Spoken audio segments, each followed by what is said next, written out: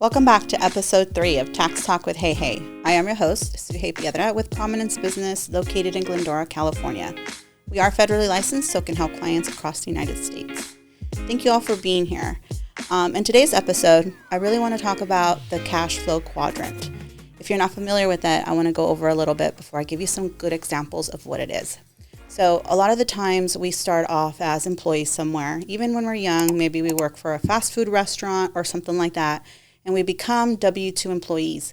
And maybe we go to college and we look for this great job where we become someone's employee. That would be the first quadrant.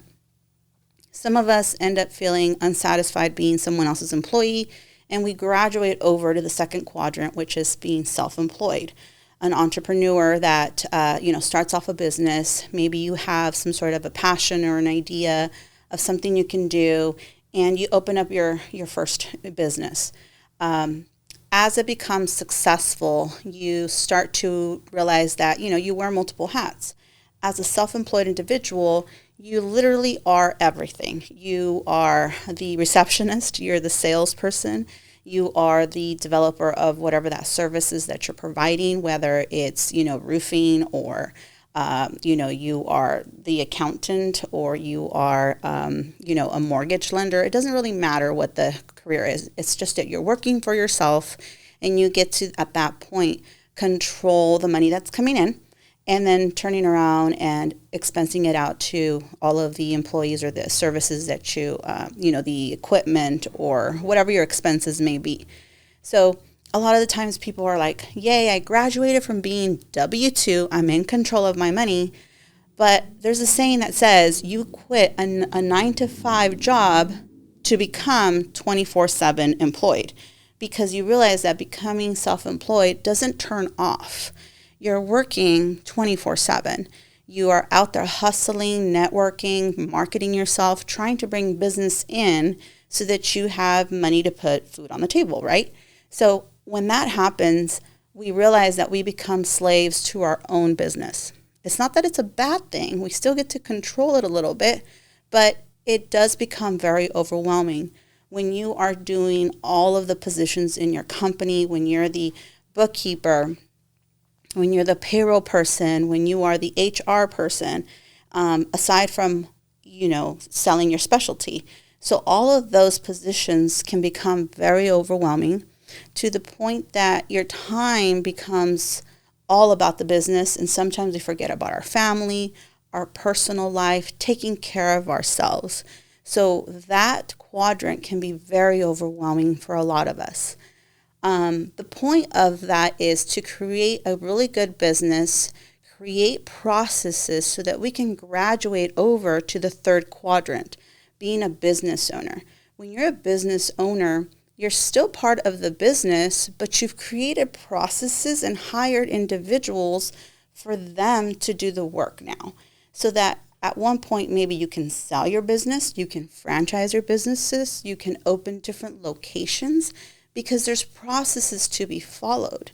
And that no longer requires you to be within your business 100% of the time. So graduating over to that will also allow you to buy back some of your time. Buy back some of your time so you can either spend it with your loved ones or go out and explore different things and watch your business flourish without you being in it 100% of the time. Now, the fourth quadrant is being an investor. The investor is the person that just pumps in the money, but necessarily doesn't have to be in the business. Most of these are silent investors. Most of these are people that will put the money into businesses and just make money while they sleep. So the goal of our journey is to get to that fourth quadrant so that we don't have to work for our money. Our money is working for us. If you're a current client, or if you know a little bit about me, you guys know that I'm a big fan of Rich Dad, Poor Dad. In that book, it's a simple book, but I like clients to read that because it explains the process of looking for those opportunities to transition from quadrant to quadrant. So why I like to talk to my clients about it is because usually our clients are in that self-employed or, quadrant, And we want to start introducing them how to graduate over to being a business owner. We want to introduce them to the opportunities and open up their eyes and vision to see a bigger picture. Where can you really take this business? So when we talk to our clients, we're not just talking to our clients about taxes, or we're not talking to our clients about, setting up estimated payments. We're talking about goals, bigger goals. What are your goals? What do you want to do with your business? Is your product or your service good enough to create these processes and maybe franchise it one day, or sell that business and you can turn around and do something else? So we want to help our clients set up that idea of creating a path on how do we graduate over to the third or fourth quadrant. Most of the time, clients feel like no one's ever really talked to them about them. So I bring that question to you. What is it going to take for us to buy back your time? Clients come in here feeling overwhelmed. Their accounting is a little bit messy. Their receipts are still in the shoebox. Finances are not in order. We want to go through that, get you cleaned up, and then turn around and talk to lenders, mortgage people, bankers, so that we could get you purchasing power. What is it going to take for you and your business to acquire purchasing power? And why do you want purchasing power? So that one day you have enough, you can borrow money, or you have enough purchasing power to go get another business, to expand, to hire more people, to buy the equipment that you need to make your business grow, to buy your own building, to create assets. So we want to start adding assets to your portfolio. And a lot of the times we can connect clients with individuals that will help them create those assets. It could be real estate. I love rental properties. I love creating passive income through real estate. So that's a really good way of doing, using your purchasing power to acquiring, say, your first rental or your second. And so with our guidance and with brainstorming together, we can do something where we look at everything you have. It's like a puzzle, right? We throw it all on the table. What all do you have? What are your goals? And make sure we line everything up so that it lines up with that goal. And we create this path and what's missing and who do we need to connect you with? Who we need to find to help you to the next step of your business. So a lot of the times clients are not really focused on that because they're so busy with their business that they have no time to sit down and look at everything they already have and what direction are they headed, or what are they missing to get to the next level. So we want to make sure that we sit down and we go over things like that. It's important that you understand and you see missed opportunities or opportunities to get you to that third quadrant so that eventually we can get you to the fourth quadrant.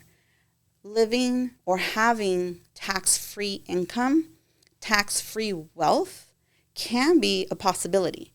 Doesn't mean always that all the money that you make goes to Uncle Sam. I know it's frustrating that you make all this money or that you have a successful business just to give a big chunk to Uncle Sam. The reason that happens is because you're not using the tax code to your benefit. The tax code is out there to help you create tax-free income, and yet most of us don't know how to use it. So our job is to go out and look for things that will fit your industry or your business, credits that are available for you so that you could use them and create that income, that tax savings, So with that tax savings now, it turns around and it creates cash flow, additional cash flow that you could use to invest in your business to create those processes, or just begin investing in other things that maybe generate income for you that don't necessarily require you and your efforts. It's making money while you sleep. So for me, that's why I love real estate. It takes a small investment. It takes a good team to help guide you and to make sure they're taking care of your properties for you.